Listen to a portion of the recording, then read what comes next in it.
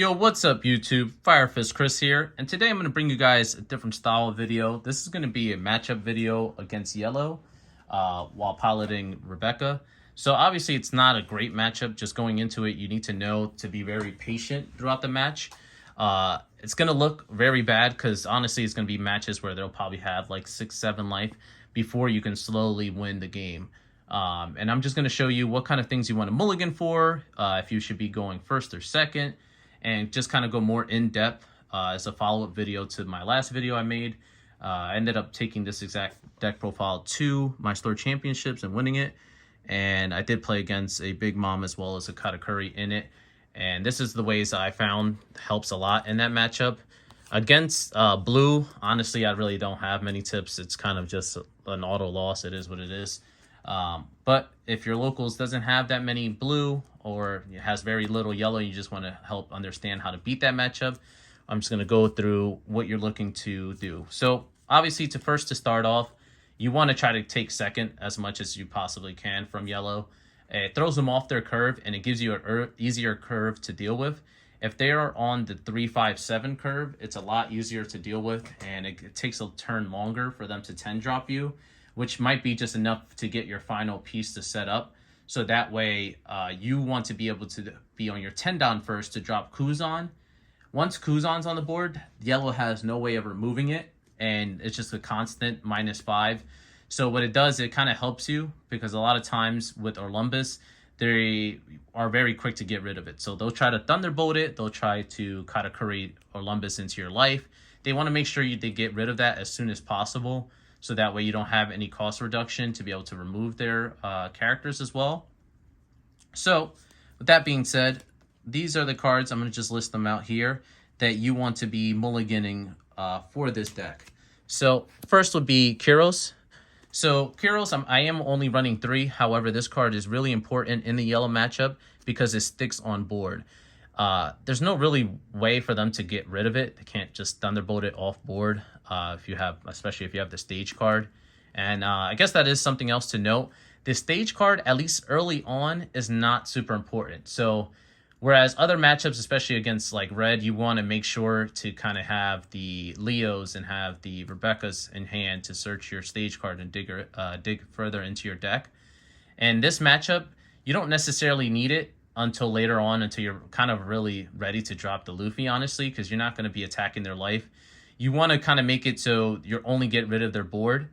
And this is just as a tip. If you notice that they're not dropping anything, especially if they're going second, like 2, 4, 6, and they're not playing anything, they're just adding all the Don and attacking, that's when you want to drop the blockers. But in general, you don't really need the blockers earlier on.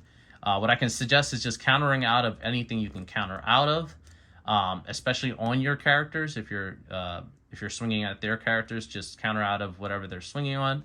And then another thing to note is that you want to take life. So in this matchup, you kind of want to have as many cards in hand. It's going to sound kind of silly because you can't really use your Rebecca ability.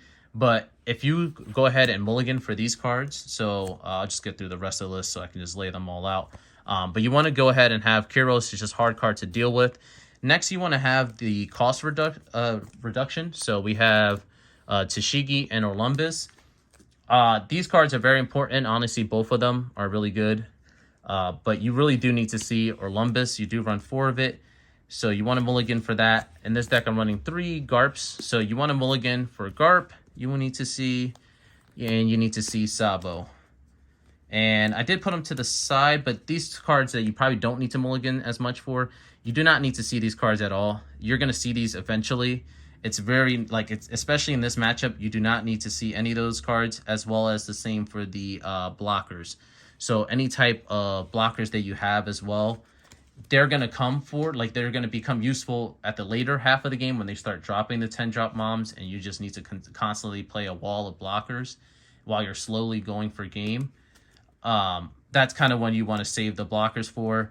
And that's what's really important to do, is making sure when you stack your deck with the Luffy effect, you really don't want to use Luffy as soon as you get him. You kind of want to just throw out Luffy as a bait. So what I'll do, especially if they're going second, is that I'll throw a Luffy out on 7 Don turn, and I won't attack at all. I'll just play it knowing that they're gonna be forced, if they have it, they're gonna be forced to use Katakuri to go ahead and put that into my life. And the reason why I do that, and I also run four Luffy's, is it gives you more life. Obviously, they're healing you, but it's also that you kind of want to have your grave as filled as you possibly can, which is very important because when you stack your deck, that's when you want to go ahead and add all the blockers in, and you want to alternate them so they're two apart. So, for an example, if you have a blocker, you will want to have it like this, and then have another blocker, and then whatever other character. So that way your searches won't miss on the blockers, because you need to see it every turn to be able to survive, especially if they have the 10-drop Big Moms, and for whatever reason you don't have anything to remove them. That's kind of how you would play around that. But to go back to here, these are the cards you want to go ahead and see. This kind of helps you stop their curve early without having any cost reduction, especially on your 5-Don turn. If they're going second and they play a 4-drop, you can just instantly go ahead and just get rid of it. They're more than likely on their turn just going to add all the Don and just try to get rid of it immediately, which is fine, but you just kind of want to be careful on how you use this. A lot of times I would suggest, it depending on what your hand is initially, is playing a blocker before playing this. It's very useful.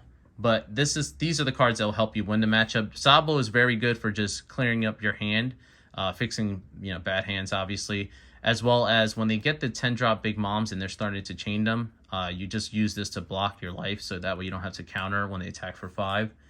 And really, you're just playing board control the whole time. Like I was saying before, you're gonna be put into a position where they're gonna have like 6-7 life. You just need to get them really down to that 1 card or 2 cards in hand, and forcing them to come up with the resources. And it is hard for them. They're just going to be forced to be attacking your life for larger numbers. So those where the chum blockers come in. And you'll kind of play that whole game that way. The last card, and I almost forgot to add in here, is 10-drop Kuzan. So this card's very important. I thought about even bumping it more just because it is super important in that matchup. You need to see this, especially if you go second. You need to see this on your 10-Don turn and drop it as soon as possible. The quicker this comes out, the quicker you're able to win that game, because this comes out, and then now anytime you drop Garps, you can kill any 9-drop for free. And if you have obviously like a Columbus or a Tashigi, you can get rid of Big Mom easily. Same thing with this. Honestly, you can also, if you have this, 3,000 Worlds just gets rid of it immediately. So any large characters they have, this just helps enable the deck so much. So you really want to go ahead and play out your turns where you summon out the Kyros, you want to get out Orlumbus, you want to get blockers if you haven't already, like an Idio or a Bartolomeo and Sabo. And obviously if you have Leos to be able to target the Kyros and then pop any 4-drop or any 5-drops, then that's great. Then you want to go ahead, and that's when you will start playing the Garps. So then the Garps will come out and get rid of anything. They're going to drop Katakuri, try to put something into life. And once you finally got rid of enough characters, that's when you want to start go ahead and digging for your King Kong guns. And because your life, I like doing it so have my trash really full. Because it is really full, now anytime you drop Luffy's, you don't have to really worry about counting your grave. You can always double attack.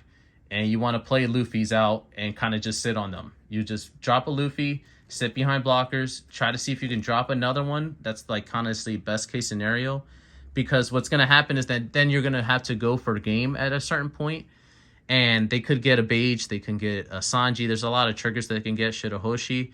So if you're trying to go for the King Kong gun, it's really helpful being able to have 2 Luffy, so that way you can just attack into whatever blocker, and then the other one can still attack again.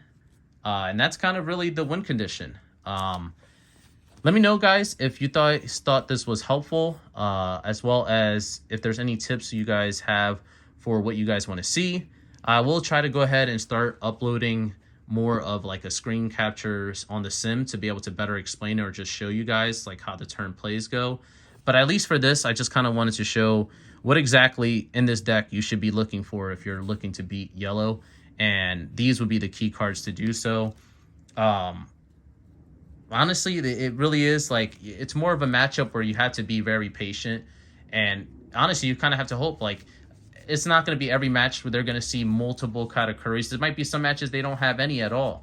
If they don't see Katakuri, honestly, that becomes the easiest part of the game, because if they're forced to go wide, that's easier for you to remove their characters. Or if they're just dropping 10 drop moms and that's it, and they're not getting rid of your characters or your cost reduction, that kind of helps you win the game. However, guys, that was it for me. This is kind of just a brief tutorial, or just kind of tips for Rebecca playing against yellow. As always, guys, please don't forget to like, comment, subscribe. Thank you guys so much for liking and commenting on my last video. This is Fire Fist Chris, signing out. Peace.